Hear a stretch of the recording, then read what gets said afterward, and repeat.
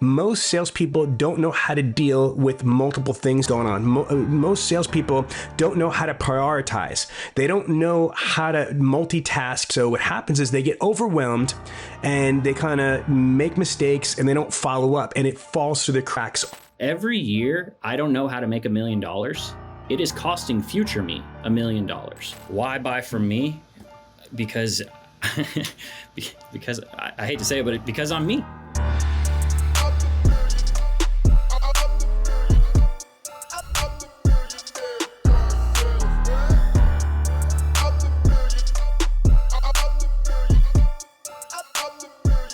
Hey, what's happening, everybody? This is L.A. Williams, Vice President with Dealer Synergy, the blind master and co-creator of the Millionaire Car Salesman Podcast. And man, I'm telling y'all got a treat because y'all know a lot of times Sean and I get real busy. We never are together, but today, right? L.A. Williams is here with the one and only Mr. Sean V. Bradley, CSP. What's going on, Sean?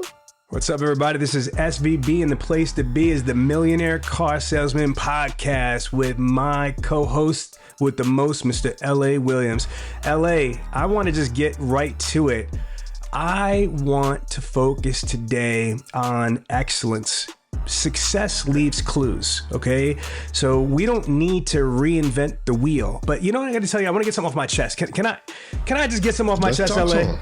You know what's so frustrating is that there's so many salespeople and automotive people that run around saying that they're a professional.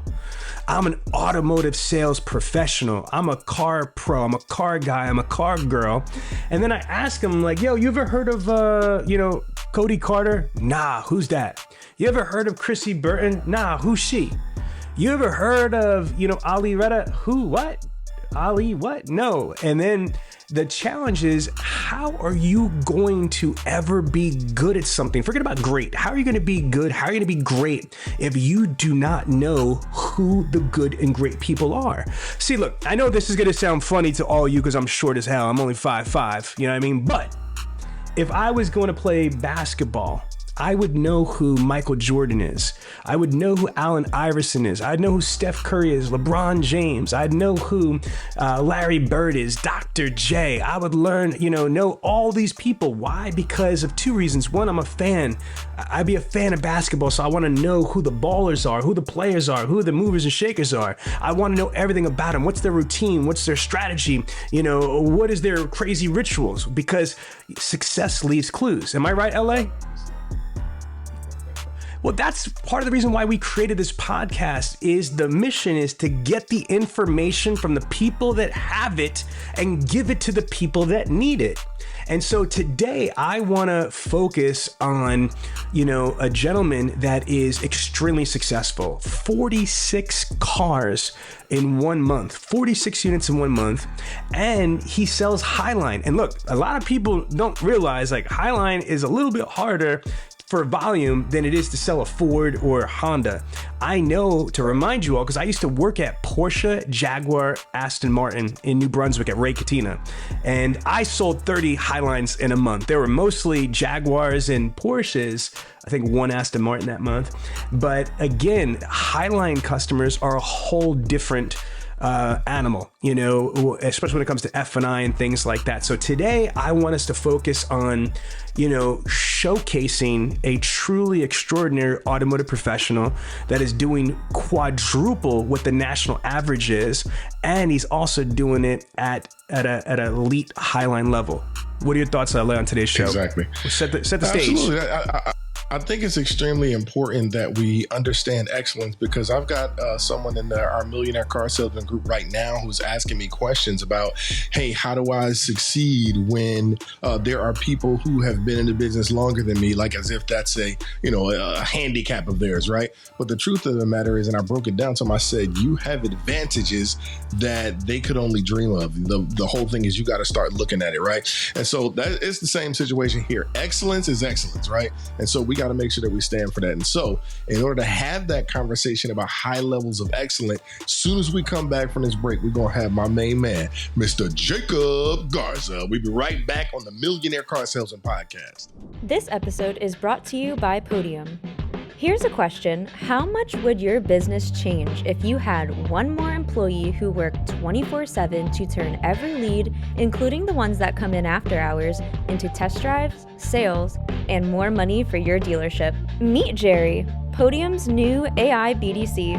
Jerry is a lead conversion powerhouse designed to respond instantly to every incoming lead to answer questions accurately, keep leads warm, and schedule test drives, all without direct human supervision. And the best part? With a seamless handoff to staff on the sales floor, customers will never know they were interacting with an AI to begin with. See how Podium's AI BDC can help you sell more cars by visiting podium.com/MCS. That's podium.com/MCS, or click on the link in the show notes below.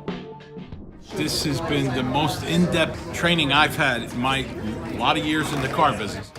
We went from 60 cars to 156 cars a month in 3 months. NAMAD, the entire Toyota Chicago region, as well as the top automotive groups like Koons, Lithia, and Norm Reeves have all used Bradley On Demand to train their team. There's the most comprehensive training company I've seen, and they by far have the best support system. Doing 50 cars a month, topped out at 80. I can tell you that the Bradley On Demand training will get you to the next level. And guess what? The world's #1 car salesman, Cody Carter, shares his exclusive strategies right here. You want his secrets? You gotta have Bradley On Demand. If you're still not enrolled in Bradley On Demand, you're missing out on the best virtual automotive training in the world. Enroll now or contact us for a free test drive of the platform today. And we're back. This is SVB, and this is the Millionaire Car Salesman Podcast with L.A. Williams and Jacob Garza. Jacob, welcome to the show, my friend. How you doing? I am doing great. Very, very blessed and grateful for this opportunity, and just excited, man. I've always been, long-time listener, first-time caller, so just happy to be here. So talk to us. How did you find out about the Millionaire Car Salesman group and the podcast? Was it the group first or the podcast first and the group? Tell me the order and how. Podcast first. I was very lucky to have a general sales manager at the time, Charles Cannon, who just spotted some talent and just said, hey, man, this podcast, you need to listen to it. This episode, you need to listen to it. And I remember Tuesdays it would come out, and I play softball with the friends Tuesday night. Nice long drive, about 40 minutes away to go hang out with everybody. And on the way home, every single night, I would listen to the podcast. That was my routine. Kind of get those thoughts in my brain before I go to bed, and then wake up in the morning, and anything I wanted to go back on, I would probably run it back again the next morning that Wednesday. So, well, first of all, shout out to Charles Cannon, high level car guy. We appreciate, his support. And I want to just say, I commend that. A GSM is basically seeing value in the show and telling their sales team, hey, you got to listen to this podcast, learn some stuff. So Jacob, can you just kind of tell us some of the things that you've learned listening to the podcast and being a member of the Millionaire Car Salesman Group? Just give me some bullets that you got, bullet points, some value. I mean, just putting more tools in my tool belt to generate business. So the low-hanging fruit, the government cheese, walk-ins, phone ups, internet, if I was lucky enough to get internet leads, that's the only way I really thought of getting, car deals. And you opened my eyes, but not just opened my eyes, but gave me tactical things that I could do on a day-to-day basis to equity mine, go and get in front of clients on the service drive, not just, ask for referrals, but create referral agents that are out there working for you when you're asleep, essentially. So just generating more business and using every avenue to create a deal or get an opportunity from clients that are out there looking for a vehicle. No, it makes a lot of sense. Can you tell us, how long have you been in the automotive industry? How'd you get in here? So 2012, I was still in college at University of Houston. I was living with my grandmother, and I thought I was just a genius. I set up my class schedule to where I could sleep in and go into class at 1 o'clock. And my grandma said, absolutely not. You're going to go get a job in the morning. You're not going to be sleeping in till God knows when. You're going to come down. You're going to eat breakfast. Your cousin says that he can get you a job at BMW. So my first job I wasn't even a porter. I was a service valet. I was one of the, part of a third-party team that, if stuff happens, they fire the whole team. You get a whole new valet crew out there. And that's how I started. We ran a 3-man team. I worked my tail off, pulling up cars in the 100-degree heat. And eventually the new car manager at the time, Billy Bennett, kind of saw, a little sparkle in my eye and offered me a position as a porter for the store, for BMW itself. And that was such a huge deal for me because, you got benefits. I wasn't with the valet company anymore. I got, 401k, health, all this stuff, which just was a big deal. You could go to your grandma, go to your mama and say, all right, I got a real job now. And I just wanted to be the best porter I could be. So I took pride in being a really good driver. At the time, you probably had about this much room on each side of the car to move these cars in on the store. Inside the doors, there were pillars you had to move around. There were platforms you had to put cars on. And I just like being the guy, that the salesman called, hey, I need this car off the showroom. I need this one on the showroom. And these are $100,000 cars. At the time, I drove a Pontiac Sunfire with no AC. Just getting inside a BMW was an experience for me. So oh my gosh, yeah. I was a porter for probably about 2 years. Went from just the third guy working underneath the head new car porter and underneath the used car porter. My job was essentially to get lunch for people and, run errands, pick up cars, be the runner, and pick up the slack when those guys had days off. And years went by and I ended up working my way up to the head porter. I was the new car porter. And it was one hot summer day that I burned my tail on some black leather. And I walked inside and I said, is there any way I can get a job inside? Is there any position? I mean, I love being a porter, but is there any way that I can move up and, earn some more money and just be in the AC? And Jose Fuentes, who was the BDC director or BDC manager at the time, says, yeah, I'd love to have you on my team. So between him and the GSM at the store at the time, Kenny Wright, who was a big part of my life early, sales-wise, got me in the BDC. And in my first month, I was immediately one of the top guys in the BDC. And by the end of my BDC journey, I was the top guy, and I more or less broke their pay plan. They had to remove the BDC altogether. And they were just like, you can either be a service advisor or you can be a salesman. And at the time, I was probably 23, 24 years old. I was like, I'm going to be a salesman. That sounds great. And the rest is history. Let's unpack that. What do you think helped you be so successful in the BDC? I'm assuming making appointments, right? Handling internet leads and phone leads, setting appointments, yes. Okay, but you weren't selling the cars at that point. You were the BDC rep. So was it because as a porter, you learned about the vehicles and you learned about the information? Do you think that helped or not at all? Oh, that absolutely helped. And not only that, but, the dealership is a living organism. The lot today is completely different than the lot next week or the next week after that. And just knowing the process of how a pre-owned car comes in and where the car is in that process. Because as an inventory manager, you're getting calls all day long. Where's this car? Where's this car? Where's this car? So I already knew how to kind of dissect the lot itself. So as a BDC agent, I wasn't afraid to leave my desk. I wanted these appointments not just to show, but I didn't want them to show and the car not be available or the car, have a smell or the car have something. I wanted to set these salesmen up to, sell the car because I got an extra, commission if the car actually sold. So for me, I made my own luck. I'd even go gas it up if I had to, just to make it to where the sales guys wanted my appointments. If they saw a Jacob Garza appointment, they knew it was real. They knew the car was there, and they knew they had the best opportunity. They just needed to go and sell the car. Wait a minute, this is good. This is good. Wait a minute, go back. So let's talk about the lot, because again, you are speaking from experience of being a porter, a lot attendant, and inventory specialist. Most people don't have an idea.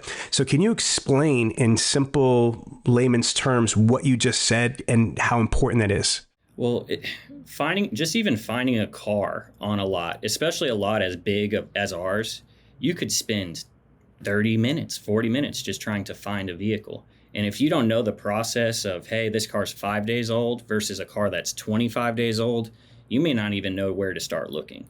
And if you're wearing your nice leather shoes and, you got a suit jacket over here in 100 degrees, that'll take it out of you. You're going to get frustrated. You'll start sweating. So for me, just knowing where the car was, whether it's in photo, detail, reconditioning, in service, going through a CPO inspection, whatever the situation was, I knew where the car was, and I know who to go to at the very least to get the information as to, where in the process this vehicle is. And you said something that I agree with, but I want us to elaborate, because I think that product knowledge and inventory control is really important. But if you think about it, a lot of times when salespeople and BDC reps get to dealerships, there's a culture out there that's like, you don't need to do the OEM product knowledge training. I know people pay people to take their tests for them, or they game it, or they do stuff like that. And you're shaking your head, and you're not no snitch, and I'm not trying to get no snitching out of here, but am I right or wrong? Just keep it real. Don't you see it or have heard a lot of people trying to skate product knowledge and inventory stuff? They try to avoid that. Talk to us. Why? Why do you think that's a dilemma? Well, for starters, I've always been a hustler, and those tests were extra income. I would gladly come in early or stay in late as a porter or as a BDC, whatever it was. I mean, you only got to learn how to do the test once, and then you already got the answers, so you're just stacking up, residuals at that point. This is hilarious. Yeah, I don't like. I mean, personally, I don't like, sales professionals that feel like they don't need to know their product, or they don't need to be the expert in their market. So I think that is a standard. That's a prerequisite for kind of getting into this business. And it may not cost you a sale today, but it may cost you money down the road. And not only that, it may cost you your reputation, because those are the things that you find in a Google review. I ran into a salesperson that knew nothing, that had no idea what they were talking about. You also speak from a place of confidence when you know your product, when you know your process. And it just makes your interaction with, I'm dealing with doctors, I'm dealing with lawyers, I'm dealing with people that are at the top of their game and the top of their, whatever they do. And when they come into my house, they expect somebody to be a product expert, a market expert. And I do my best to be prepared. And I do my game planning, so to speak, before I even come into the office. So. Here's what I think. I think, especially if you're talking about BDC, if you're not going to be doing the product presentation, demonstration, drive, delivery, especially if you're not in that mode, you should be a master of the product. The average prospect is spending 11 hours over approximately 90 days on a new purchase on a new vehicle. 3 months on average, 11 total hours dissecting the information, watching videos, going on test drives, getting multimedia emails. And you said something, especially at the highline level, you are having people that could afford $100,000, $150,000 vehicles. They have money, they have expertise, they have intelligence. You can't just fake it till you make it or wing it. Can you give some advice on how somebody that's coming into the automotive industry, whether they're sales or BDC, how should they go into learning product knowledge? Because I have people that says, I can't do the OEM stuff. It sucks. It's boring. I don't like it. Can you give us some advice on how people should study product knowledge and master product knowledge? When it comes to product knowledge, I just try to eat the elephant one bite at a time. And anybody that comes into interaction with me, or any new person that comes in, you just go model by model. So you can start with maybe your more volume vehicles, the vehicles that you're going to come into play more often that are outside. YouTube University, whatever the manufacturer offers, but use your own eyes and ears. Go and drive that car. I have never had one of my managers say no. If somebody comes in here and says, hey, do you mind if I take this X1 home for the night? I would like to, get acclimated, have some real experience inside this car, maybe sync up my phone, do what I need to, but just take an overnight test drive. Make it feel like that vehicle is your own. And then you can truly give some honest feedback to, somebody that's potentially in the market for buying one of those vehicles. So just little by little, try to interact. Don't try to drink from a fire hose, but go model by model and start with the volume cars first, I would suggest. Yeah, I think that you definitely should take advantage of BMW's product knowledge training and product knowledge certification. But above and beyond your OEM, for Jacob, it's BMW. But if you're Toyota or Ford or Honda, Hyundai, whatever it is, OEM product knowledge information is one. Second is the OEM websites. Okay, so besides the training portal, the product certification, portal, just go into BMW.com or Toyota.com and looking at the OEM website on make, model, packages, trim levels, etc. is another level. You mentioned YouTube University. Go into YouTube. You've got Google, but then there's something called ChatGPT and artificial intelligence. Mm-hmm. You could have one-on-one coaching, training, role playing with ChatGPT. In addition to that, there's comparator tools like Chrome data. You could compare. If I work at a BMW dealership, I could compare, the BMW, X5 compared to the Mercedes GL450 or the Maserati Levante or whatever it might be. And then you've got third-party websites like TrueCar, JD Power, to Motor Trend to Edmunds.com to Kelly Blue Book to AutoWeb. So there's a plethora. There's so much information. There's absolutely zero excuse. Now, let's get off the product knowledge, but we're all on the same page. I think that being a master of your product knowledge is going to give you confidence and subject matter supremacy and credibility. All right, can you tell me what made you the most successful as a BDC rep, and what advice do you have for other BDCs? Like, if somebody is a current BDC rep or about to be a BDC rep, what advice do you have for BDC reps to make a ton of appointments that actually show? What's your best practices? In my head, personally, it was always just dress for the job that you want. So I felt that was my springboard or my bridge to sales. So that was my opportunity to showcase my skills. That was my opportunity to the managers in a, maybe let's call it bowling with bumpers, to show them that I can generate appointments. I can generate business. So for anybody that's out there, I would say, just stay hungry, never don't hit your quota and then put your feet up on your desk, for the rest of the day. Push through the tape. If you want to excel and truly be great, you need to do more than what's expected. Average is the enemy. You need to go in there and just try to be the very best you can be, leave it all on the mat, play the full 60 minutes, whatever you want to say. You got to just go in there and you got to do the work, and you got to be relentless and ruthless, when doing that work. And it makes you earn your free time whenever the day is done. I think that's sentimental and that's emotional and that's mindset. I respect that. I agree with everything you're saying, but let's get into some of the skill set stuff. Like, though you're giving people mindset and attitude, which I would agree, but what are the most important skills? Would it be CRM skills? Would it be objections and rebuttals? Would it be outbound phone call skills, qualifying skills, negotiating skills, closing skills, appointment skills? What are the skills that a BDC rep's going to need the most to be as successful, if not more than you were? As a BDC rep, you absolutely need to know your CRM. You need to know how to get the information, how to properly log it, because that's how you're going to get paid on most BDC pay plans. And from there, your job isn't to sell the car. Your job is to sell the appointment.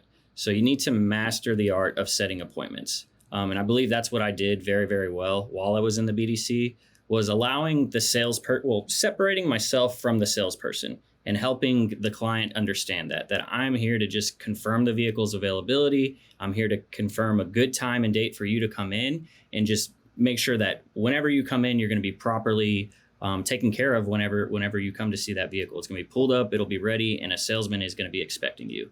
And ultimately, I know it sounds simple when you put it that way, but that's the key. That was the sauce for me. What were the biggest objections that you would receive as a BDC rep, or questions? Was it price? Is it availability? Was it, I didn't want to drive? What would you say the biggest challenges that you received when you were doing BDC? Of course, you'll get those price objections, and you need to, with reps, you get more comfortable with overcoming those. Or if you were, I was a one price store at the time. We were Sonic Automotive, so we were Sonic price.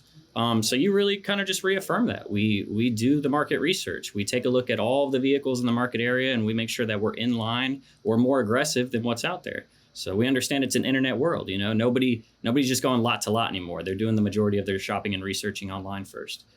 So yeah, price, but in Houston, it is very competitive. I mean, there's 6 other BMW stores in the city. So, you've got to give them a reason why to come into the dealership, why to buy this car. So what was your why? What was it that you were able to drive home? What was your value package proposition? At the time, we did not have the luxury. We were the little store. We were the satellite store back when I was a BDC rep.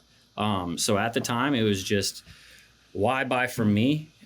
Because I hate to say it, but because I'm me, I'm special. I'm going to give you world-class customer service. I'm going to go above and beyond.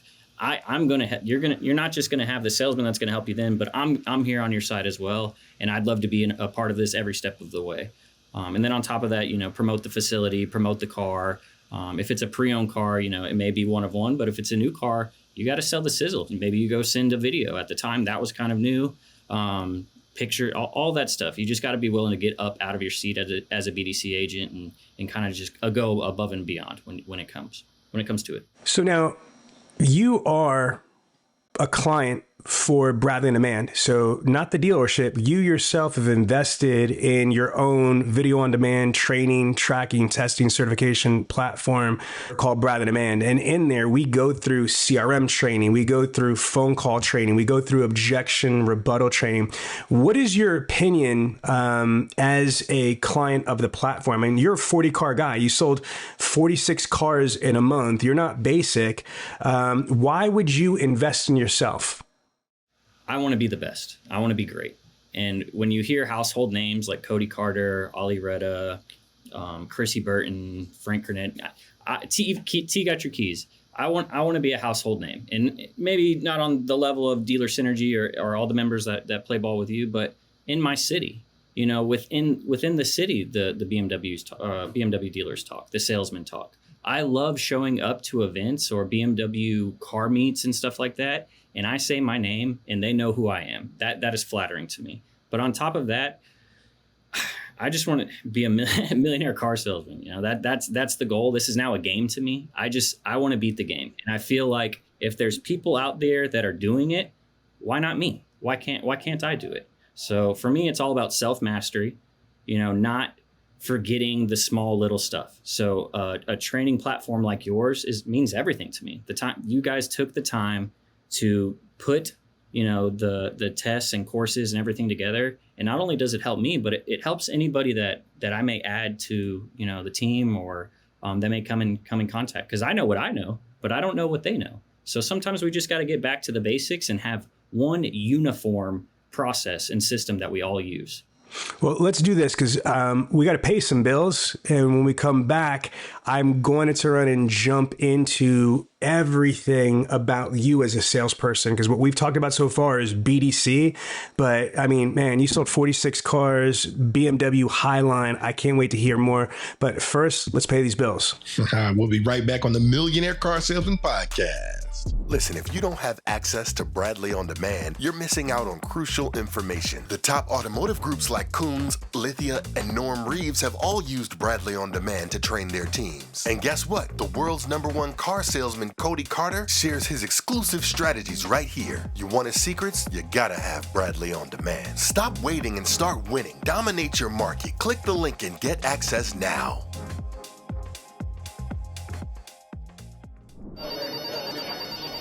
Thank you for calling Doing It Wrong Motors. How can I help you? I was looking at the tan 2023 GMC Terrain. You guys still have that? Oh, sorry. That vehicle's been sold. Could this be happening at your dealership? Get the Dealer Synergy team to handle calls the right way. We'll gather all the information, drop it in the CRM, set a solid appointment with notes, so all you have to do is sell. Do yourself a favor and go to dealersynergy.com for a free demo. And no more of this burning through phone-ups nonsense. All right, what's happening, everybody? We are back on the Millionaire Car Salesman Podcast. And as you heard, we were talking to my main master, Mr. Jacob Garza. And so, we had a phenomenal conversation all about, just some of the basics, success leaving clues, stuff that you learn as a BDC agent, which we believe is a phenomenal training ground for a great salesperson. And based on the results that you got, Jacob, I don't think we're incorrect about that, right? Because what we said, you sold 46 cars, 46 and a half. Let's not forget about the half, right? 46 and a half. 46 and a half. Which is phenomenal, man. And so we talked about your training ground as a BDC, but let's kind of have a conversation about the sales. Sean, could you ask him some questions about being a salesperson? Yeah, no, absolutely. So first of all, we're honored that you're on the Bradley On Demand training platform and your master product knowledge. You came in this from experience from a porter, inventory specialist, to BDC appointment, ninja specialist, to going onto the floor.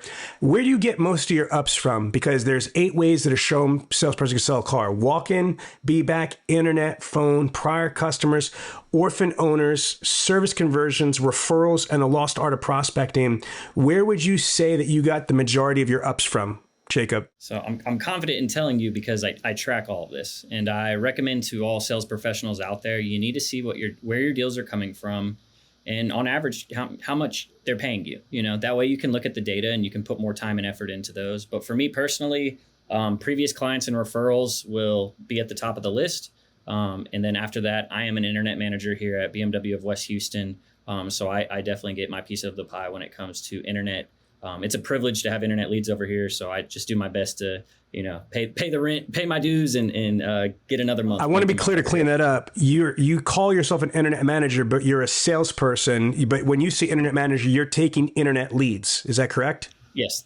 We have an internet team here at BMW of West Houston. I know, but it's technically between us in-house, it's internet sales, right? You're not the internet manager, internet director, where you've got a team of BDC reps yourself. Okay, that's important. So the majority of your deals are prior customers or orphan owners or that type of stuff, but then you are in internet rotation as well. Is that what you're saying? That's correct. Okay, cool. Let me go through the checklist of stuff. How do you feel that you do with B-backs? I mean, I feel like my follow-up is one of my best qualities of my skill. Talk about that. Why is follow-up such an important aspect, and why do you feel that your follow-up is so good? It's somebody was already here. They've already told you they have interest in your Bro, I'm sorry. I'm going to call you on this because you're like, duh, but this is my life. Do you understand how many freaking salespeople just broom people? They come into the dealership and after 3 days. So you and I are like, duh, but like, no, there's a ton of people that like, oh, really? We should follow up with these people? They've only left like a couple days ago. We shouldn't just throw them out. No, explain to people how freaking stupid it is if they have somebody come into their house and they don't buy a car, but they're really still capable, but they just ghost them or ignore them. How bad is that? I want to start by saying it this way. You need to take emotion out of it. So if you feel like most people don't want to talk to somebody because they feel like they did a bad job or because they feel like there's some sort of emotional detachment there, and they don't. They try to ignore it and make it go away. We're talking car sales here, though. And the end result for me is to sell a car. So if you were in my house looking at my inventory, it's buy or die. You either tell me, no, I went and bought another car, or I'm going to keep following up with you until you tell me, no, I'm not going to buy your car, or I already bought one. Listen, folks, if you let's use some basic math. I'm going to turn around and say that to sell 40 plus cars, he had to have at least 46 ups that month in the dealership if he sold 46 cars. And that's at 100% closing ratio, which I doubt that he has. So follow me on this. If you have 46 ups that are in there, statistically, you might turn around and sell 23 cars. Out of those 23 cars, there's 23 other people that did not buy a car that day. They didn't get spotted. Now, out of those 23 other potential people, some might be dead, might change mind, might not be qualified, might bought the Mercedes or whatever. But there's some of those people that are actually viable, B-backs. There might be 11, it might be 10, it might be 9, but there are X amount of people that are really valuable. But here's the problem, Jacob. What happens is most salespeople don't know how to deal with multiple things going on. Most salespeople don't know how to prioritize. They don't know how to multitask and manage stuff, in real time. So what happens is they get overwhelmed and they kind of make mistakes and they don't follow up and it falls through the cracks all the time. You combine that with piss poor CRM operations. If you don't know the CRM, it's not set up the right way and it's not managed the right way and you're not being reminded, it's even more reason for it to kind of fall through the cracks. So again, being able to have an organizational system that you're tracking your following up is really important. So that's good. But what I want to share with you is that you're smart. NADA says that the highest closing ratio by far is repeat, customers. They're a 65% closing ratio at a higher gross profit. And NADA says that a service customer is 7 times as likely to purchase a vehicle from when they service their car from. And if you've got somebody that purchased and serviced, you have somebody that's 75 to 80% more likely to purchase from you the next time around. So it sounds like you're using your time wisely and you're being sharp. Okay, good. So give us some best practices for how do you do so well with your prior customers? How do you stay in touch with your people? How do you get your people to love you and want to come back to you? So CRM navigation is everything. We use eLeads at our store, which, here or there on eLeads, but it's our CRM. So for me, it's all about CRM organization. But the real spot where I get my clients from, and I try to scream it from the rooftops over here, is we have a platform called Automotive Mastermind, and it snitches. It tells me who's coming in for service. It tells me I get a really good idea of kind of equity position, warranty details, maybe the interest rate that they purchased at. So for me, when it comes to cold outreach, I have an edge in the game. I now have lukewarm outreach. Nothing's necessarily cold because I've already loaded my lips. I already know kind of which direction I'm or where my in is, more or less.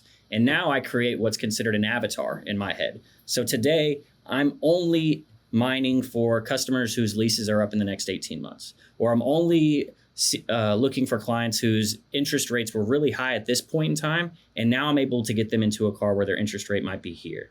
Or I'm only going to go attack people whose warranty is going to be coming up, maybe within the next 3 months.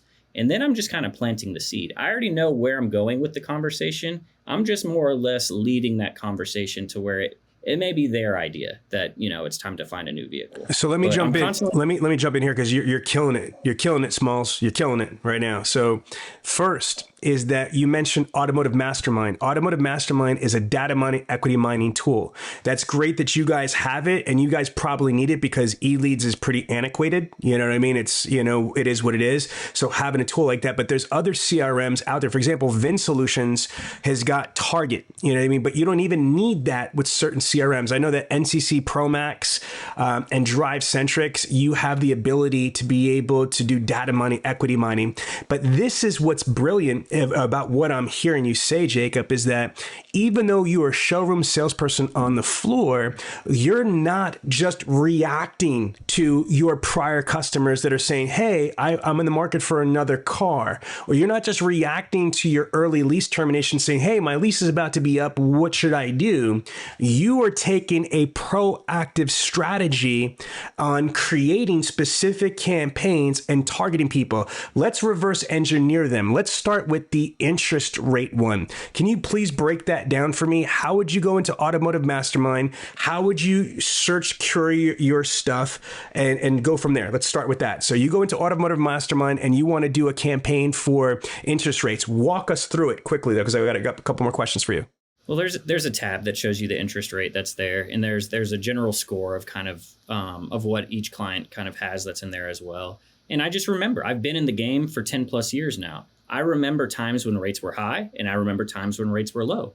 So there's constantly going to be clients that are in there in a new car that you can get them into more car for less payment. And for me, that's a no-brainer. I'm going to offer that to you all day long and see. Perfect. You just did that. So here, you basically go to Automotive Mastermind. You're saying, hey, give me a list, but you're not giving the details. Like, what do you say?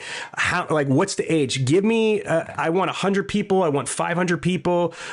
How do you search for it? Or do you say, I want, anybody that's interest rate from this time period? Give me the actual search query that you have and give us an estimate of how many prospects or clients it's going to give you in a list as an example. So what I do, rather than fishing in the ocean, I condense it down to a small pond. So first, I want to reach out to clients that are already mine. So people that already know me, I've already sold a car to, I know their names, I know when they're coming in for, that's even better. If they're in for service already and they're already here, they're going to be here 2 hours. They might as well be in my office catching up, talking about it. And at the very end of it, that's when I kind of plant the seed. Or if they're interested, let's see if I can sell you a car before your car's done with service. Good. Pitch me. I'm the guy. So let's use an example on a BMW. Let's make up an example and then you mind me for interest. So create a scenario. Hey, Sean, you want to have our morning coffee together? What brings you in for service today? And then we get the conversation going. How's that vehicle treating you? Is it still meeting your needs? I know you mentioned, or I knew you had some kids that were younger. They got to be getting older by now. How are they doing?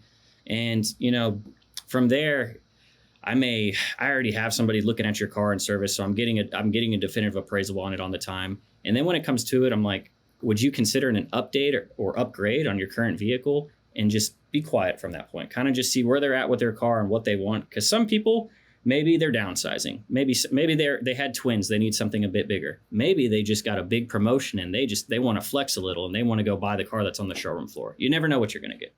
Okay, that makes sense. So in this scenario, you're able to go into Automotive Mastermind or whatever CRM, and you could say, hey, I want to identify anybody that's got a high interest rate then that they currently still have a high interest rate, but based on what I know what interest rates are now, I could create this list and I could reach out to people, whether they're in my service department or not. And not only can I ask them if they would be open to potentially upgrading, but because you didn't mention this though, Jacob, but I'm assuming is because of the hook of we could potentially lower your interest rates, we might be able to get you into a newer vehicle or brand new vehicle and keep your payments the same or maybe even lower them. And how we're doing it is because of the interest rate difference. The interest rate is the hook. It is the justification for you to proactively reach out, because if these are your customers, your job as their concierge or their advocate is try to help them. So you're coming at this like, bro, I love you. You could keep paying what you're paying,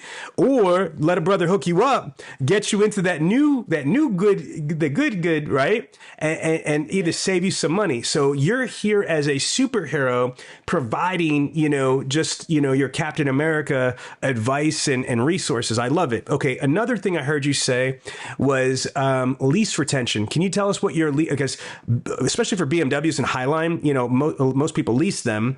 What is your lease retention strategy? How far in advance do you start, and how consistent are you? It never stops. You constantly have to follow up with your clients, especially these lease clients.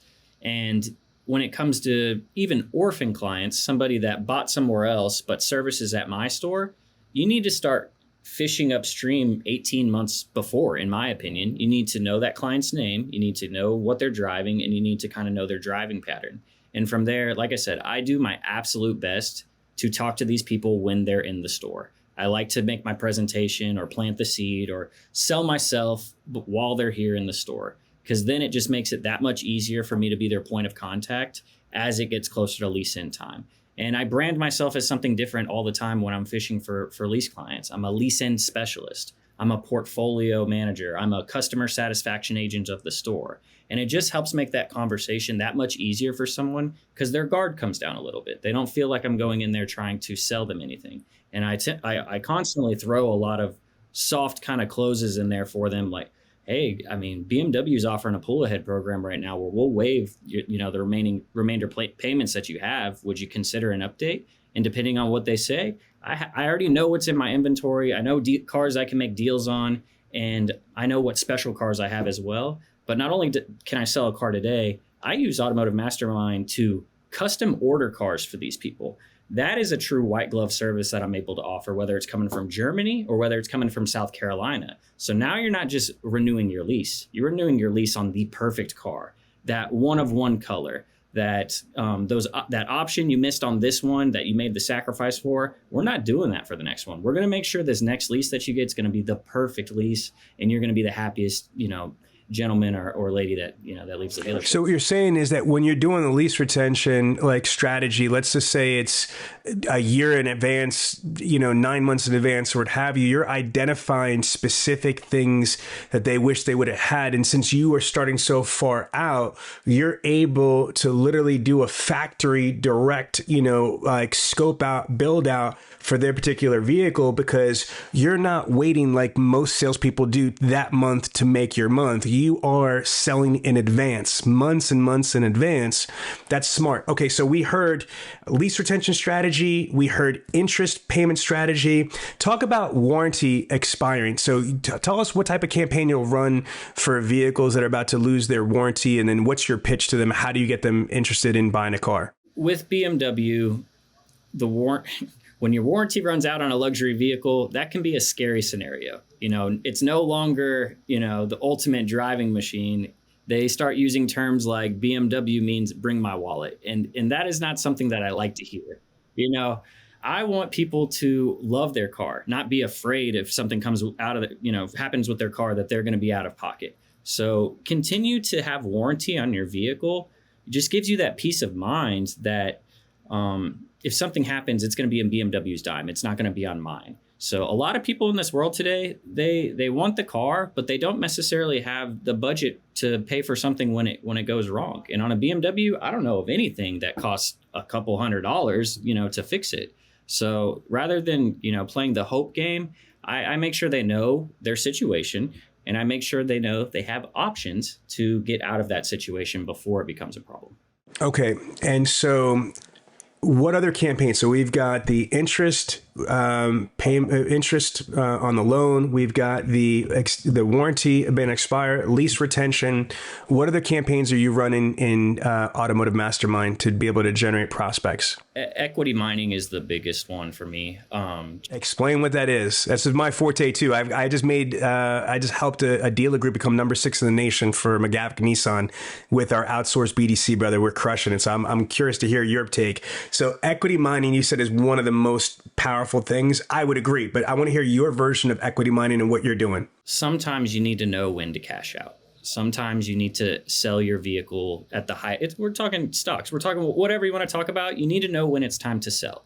So there are certain cars with certain mileage that you want to get out of that vehicle before you hit that mileage, or you want to get out of that vehicle before there's too many of them that are in the market. So again, this is just one of those things. You're offering something to someone and you're gauging interest. And if you do that enough times, the numbers game kind of works. So for me, okay, here's what I want you to do. Do that on a BMW 850i, which is about $120,000 vehicle, right? So again, that's what my wife had right before she got into her Maserati. So let's just use that.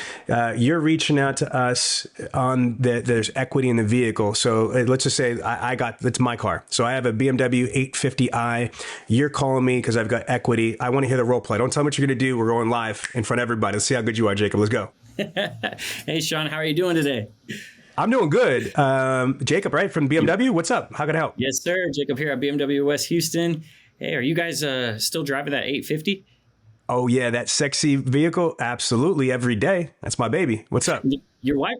Are you the one that drives it, or is your wife the one that drives it? I know. It's technically my wife's, but it's a long story. I get to drive it a lot, but it's my wife's car, yes. That is a beautiful car. I'm calling you today to ask you if I can get it off your hands. The reason for it, our pre-owned lot right now is being parked crooked. We have no 8 Series on the lot.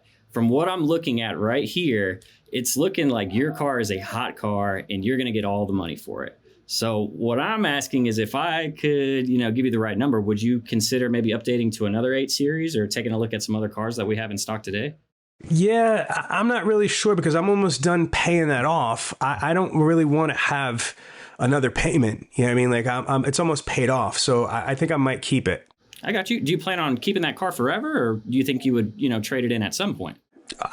No, I'd probably trade in at some point, but I figured right now with all the craziness going on with these tariffs and all this other stuff that, it's probably just safer to just keep the vehicle now for a little bit. Well, let me tell you, Sean, we have got some great incentives going on right now.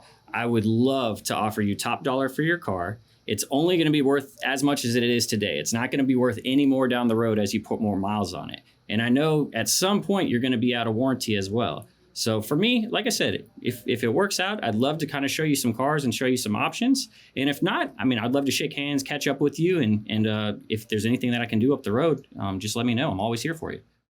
Stop. I love it. And that's very similar to what we recommend too. What we find, and I want your opinion on this, is that this is what we do. When we go into Automotive Mastermind or we go into VinSolutions Target, we're going to identify a vehicle that's been financed for approximately 2 years, that has at least and this is non-Highland, at least $3,000 equity in the vehicle, positive payment history, and they don't have a gazillion miles on the car. You know what I mean? If it's 2 years, that means it'll be 24,000 miles or less. So that's the scenario that we look for. Do you look for something a little bit differently? Like when you're doing the equity mining for a BMW, is it you want to have X amount of time finance? Is there a number in your head of how much equity potentially in the vehicle or how many miles? Do you have any formula? For me, it's especially if it's my own clients, I don't want to just sell you one car. So I'm not trying to put somebody in a giant hole.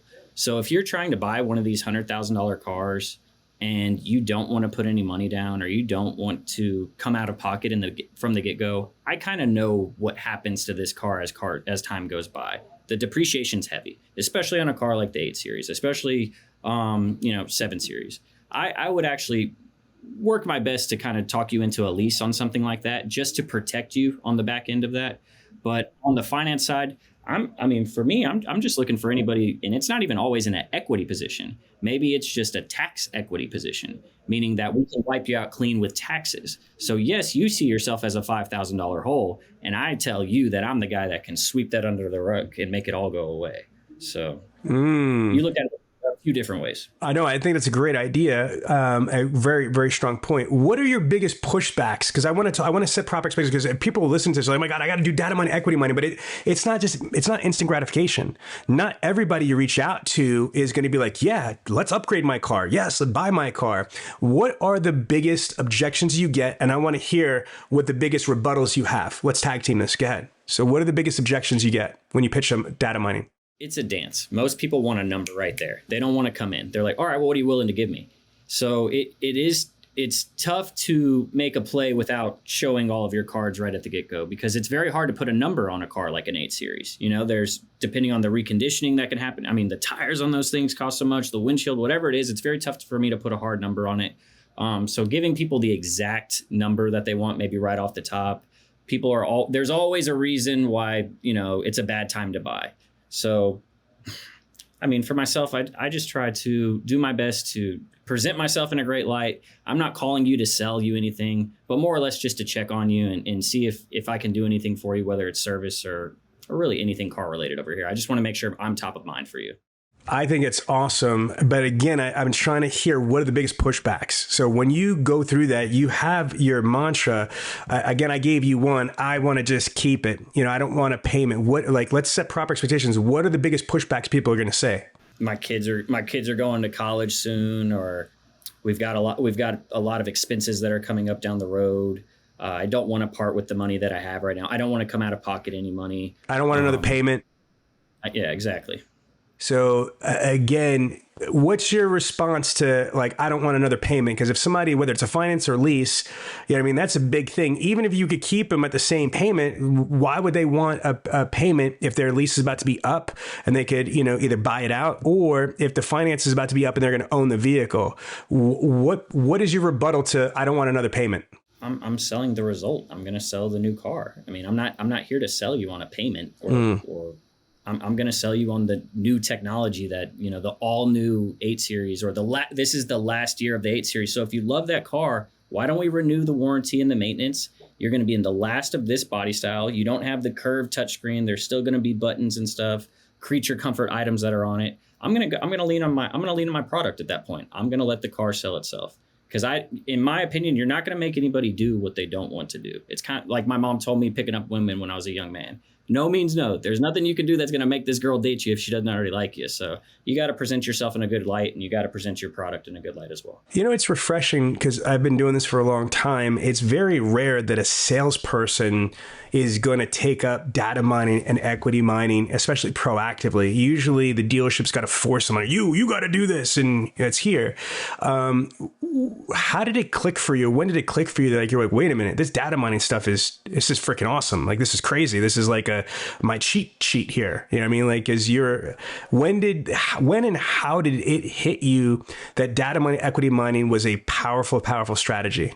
I'll give you your flowers here, Sean. You breaking down the data on an episode one time really opened up to my light that this is where you want to spend your time and effort. Why spend all your time and effort running around the lot, doing all these things when the conversion rate is so low? And not only that the conversion rate is low, the amount of money I take home is so low on those type of deals. When you can put your time and attention towards these type of deals, and not only are these clients already in on the car, not only do they know they love the brand, not only do they live where you are selling, but they're in a better position to get out of their car. Sometimes it's like getting a scratch-off ticket, going and taking it up. You don't know who you're dealing with on the other end. So after test driving 10 cars, you may have somebody that's not even qualified to purchase what you're trying to sell them, which could break your heart. Or they have a trade that's $20,000 upside down, and you just spent 2 or 3 hours with that individual. So for me, it's more or less making the best use of my time and putting myself in the best position to be lucky. How it did aha moment, I'll give another person flowers. There's a guy that sits in the office next to me, Bears, who was a new guy, came over from an Infinity store and immediately started selling 25, 30 cars a month, crushing it immediately. And so I'm telling myself, well, what the heck do I need to do? What is he doing? He just lived an automotive mastermind. He was data mining, equity mining, doing all this stuff. So when I saw that it could be done and the success that he had, I said, I got to get on. This is it. This is the next big wave. I can't let these success leaves clues, doesn't it? Right?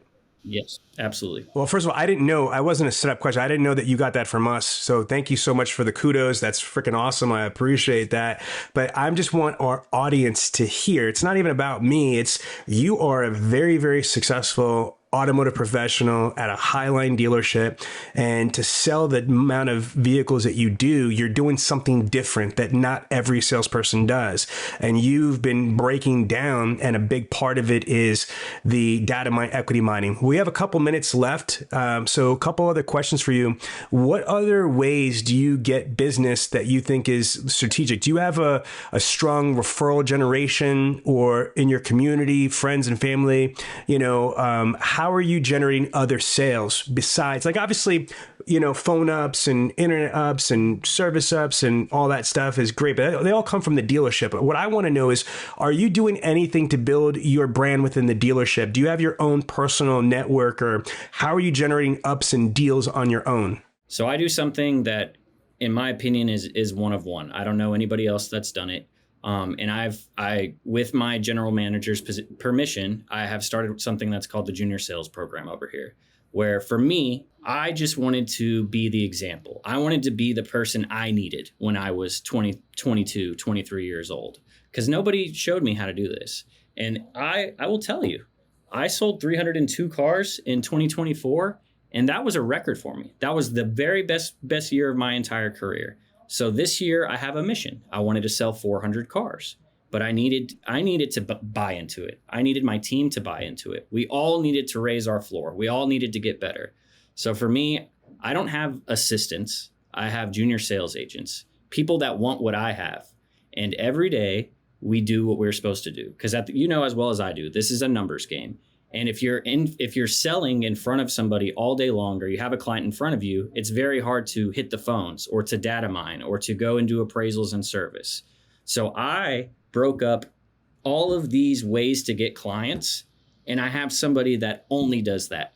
And if I can teach these young people the hardest ways to get deals, hardest ways, for other salespeople, service drive, data equity mining, and that's all they know, those are the only ways they know to generate business, then it sets them up for so much more success. This gives them a ramp, like an on-ramp to the highway, so to speak. Sometimes you're in a season of earning, where you're making money, and sometimes you're in a season of learning. And right now, these young people are in seasons of learning. I don't know if you've ever heard of the concept of debt of ignorance, but every year, I don't know how to make $1 million. It is costing future me $1 million. So if it took me 10 years to be a 300, 400 car guy, but I can accelerate that to 2 or 3 years for somebody that's on my junior sales agent team, I have bought down their debt of ignorance so much. And it's allowed them to change their future like I've changed my future. It's allowed them to change their family tree like I've changed my family tree. And I take so much pride in that. And it allows me to master my craft, because now I'm accountable for these young people that are watching me and learning from me and listening to what I have to say and how I compose myself and the pace that I work with. And for me, I haven't just created a business within a business. I've created a dealership within a dealership. And that is how I plan to get to 100 cars a month. That's how I want to make Jacob Garza a household name in this car business. Jacob, first of all, I commend you on that. It is so refreshing. There's so many people that leave our industry because they think they can't make money in here.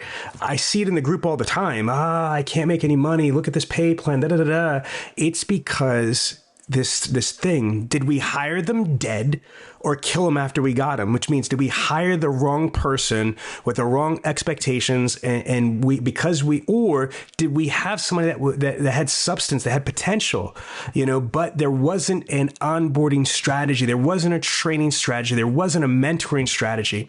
See, the challenge is this: you're lucky that you work for an organization like you do, and you work for someone like Charles, Cannon, and those type of people, but not every manager is at that caliber. Not every dealer group is of that caliber and that mindset. And it's a shame because there's so many people that have quit our industry, have gotten blown out, and they think that the industry sucks. But yet there's so many billionaires. There's so many salespeople like Cody Carter or Chrissy Burton, and then the future Jacob Garza out there. But what you're doing is different. You are learning stuff. You're watching other successful people and you're adding it to your strategy. But what I commend you the most on is not just your success, but your altruism. You know what I mean? To be able to have it in you that you want to help other people do more, be more, and achieve more, that's personally gratifying.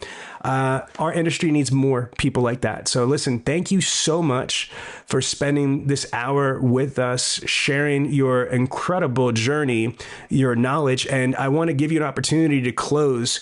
If your team is listening, or, there's other of our, listeners that are just catching the first episode and they happen to catch yours, what advice do you have for anybody, whether they're sales, their BDC, or their management, any type of car person? What advice do you have to be successful and to dominate their field? Thank you, Sean. And yes, this is absolutely a dream come true. My message to anybody listening is that it's real life. The game shoots and ladders. It's real. And the people you surround yourself with are either helping you elevate at a quicker pace, or they're going to bring you down. So shoots and ladders. So for me, go figure out who's doing what you are doing or is where you want to be, and shoot your shot. Send a DM. See if they're willing to help you. See if they're willing to take the time to help you out. If you want to get fit, go get a trainer. If you want to eat healthy, go find a nutritionist. If you want to be the #1 car salesman in the country, you need to surround yourself and put information in your ears from the people that are out there doing it. And if you want something, you need to optimize your life and optimize your time to do that and only that. Because if you're trying to do too many things, what is it? Master of none. The end of it is master of none. You can't do that. You need to dig one hole really, really deep and really dig in and just figure out a way to be the best that you can be. Because for me, I don't want the money. I don't want to be famous. I want to be great. And if in turn being great helps me with the other two, then I've accomplished my mission. But with all of that, I don't want to lose myself. And I do all of this because I want to spend more time with my family. So if I can figure out a way to sell more cars and spend less time here, that's what I'm going to optimize my life to do. So that's what I'm doing now. So thank you, Sean, very much. You're welcome. And as I close out this episode, I'm going to say this. There's only 86,400 seconds in a day. Once they're gone, they're gone. You can't get them back. And I respect that. Probably the single most profound thing I heard you say today was the last statement about, time and, spending it with your family. People like Cody Carter and Ali Reda, they make their own schedules. They only work like 40 hours a week. They don't work on weekends. They don't have a crazy, because they built a machine. They built an entire ecosystem, and they are the center of the universe at the dealer. Usually dealer principles and general managers are simple. If you have great CSI and you sell a bunch of cars, they're not going to mess with you. They're not going to care when you come in, when you leave, or whatever. You literally will be able to make your own schedule if you're going to be able to put up the numbers like Cody Carter did. He sold 204 cars last month on the showroom floor at a Toyota dealership with one assistant. 204 cars. That is the equivalent of roughly 21 to 22 salespeople and 4 managers and 2 F&Is. All that. That's almost 30 people to sell 204 cars. He did it with himself and one assistant because he does his own F&I. And, he drives a McLaren. He's a multi-millionaire car salesperson. He was in a Rivian commercial. His family was in a Rivian national commercial. He has an incredible life because he's made it that way. So I encourage you all of our listeners, to find Jacob Garza on social media, friend request him, bookmark his Facebook, his Instagram, because success leaves clues. See what he posts. See what he does. Watch him in real time, not just him, but the Cody Carters, the Chrissy Burtons, and everybody else that's making power moves in here. And at the end of the day, money's money's great, but there is nothing more important than your peace of mind, your sanity, your family. So again, I wish you continued success, Jacob. We're here for you and your team, at Bradley Demand at Dealer Synergy. But I want to thank you again, and we look forward to sharing your success. Take care, brother. I appreciate you. Thank you so much for watching this week's episode. If you liked it, you're gonna love Bradley On Demand. Bradley On Demand is the most advanced virtual training, tracking, testing, and certification platform. What does that mean? It's an online university. And if you like this information here, we have hundreds and hundreds of advanced videos, step by step, on how to help you sell more cars more often and more profitably, so sign up now.